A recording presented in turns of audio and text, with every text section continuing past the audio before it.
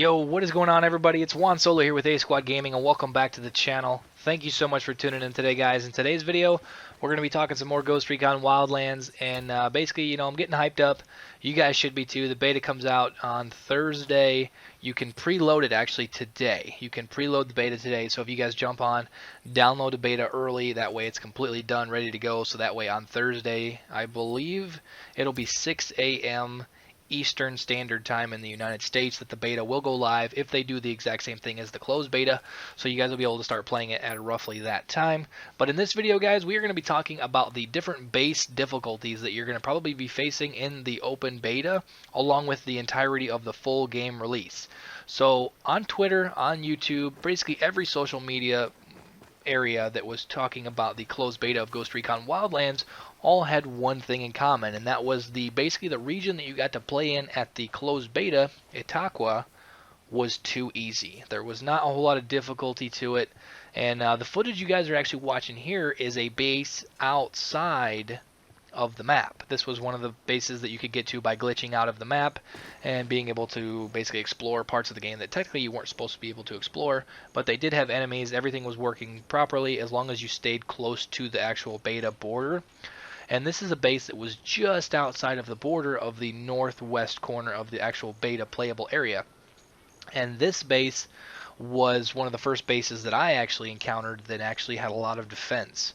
So all the bases and stuff that were actually in the playable closed beta area didn't really have a whole lot of defense. You had a few towers with snipers. You had maybe, I'm trying to remember if there was actually turrets, but I don't think there was. But this, as you can see here, this is the first tower that's on the perimeter of the base, and it has two snipers in it that have turrets.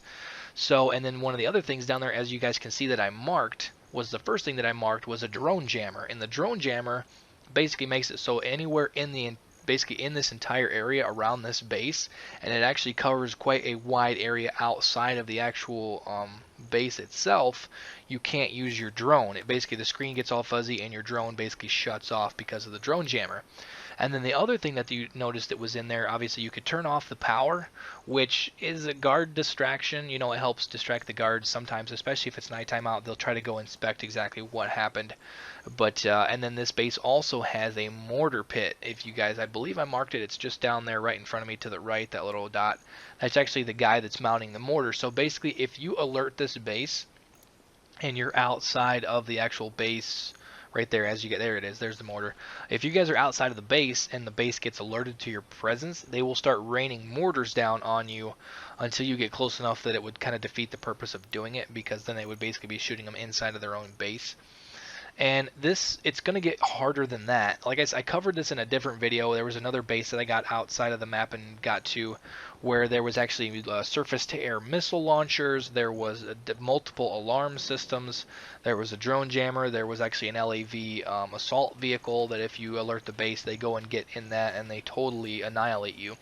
So a lot of people that were talking about the base difficulty in the closed beta, believe me guys, it's going to get harder. And then especially a lot of people were talking about the fact that ghost difficulty was too easy. If you do ghost difficulty on some of the regions that are going to be in the full game, and actually the region that we are going to be able to play in the open beta, the second region is actually a 5 skull difficulty, so it is actually the hardest difficulty region in the entire game. I believe there are 3 or 4 regions in the game that have 5 skull difficulties. So it's going to be hard, especially if you guys are running on a higher difficulty. It's going to be harder. The closed beta map that we got to play was the easiest region in the entire game, and it didn't have a whole lot of defenses. The guards really weren't that tough. The bases are going to have a lot more defenses, and the guards are going to be in higher numbers in these other regions. So don't fear that the game is too easy, especially if you're running on a higher difficulty. This is not really that hard of a base, and as you can see here, they have bunkers. They have bunkers with light machine gun turrets inside of the bunkers, and I believe on this base there are 3 of those. And the other thing is basically the front gate is I believe it's closed and locked. So the only way to actually get into this base without basically coming in the way that I came up on the cliffs and came down through the northern tower there.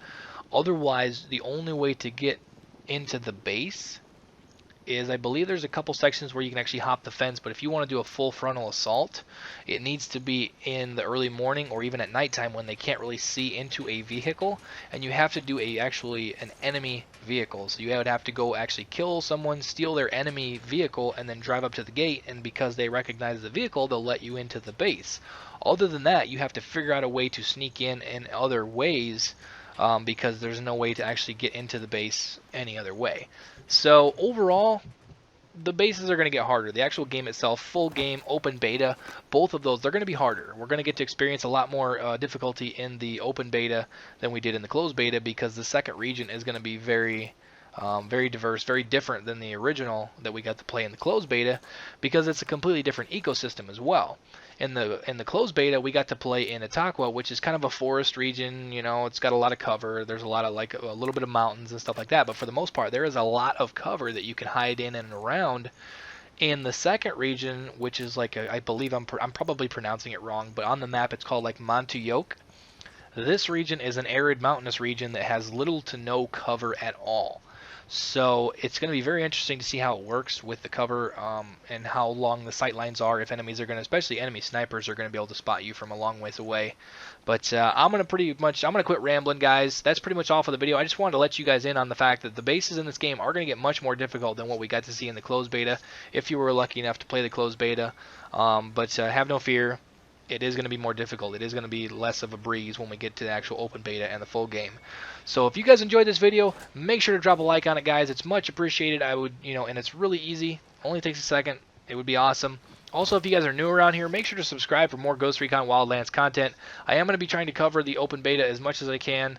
I know I do have a lot of stuff going on next weekend, but I am going to try to cover it and make a few more videos, because I've noticed you guys have really been showing a lot of support on the Ghost Recon videos, and I cannot thank you guys enough for that. But like I said, that's pretty much all for the video, guys. Thank you so much for tuning in today, guys, and I will catch you guys later. Peace out.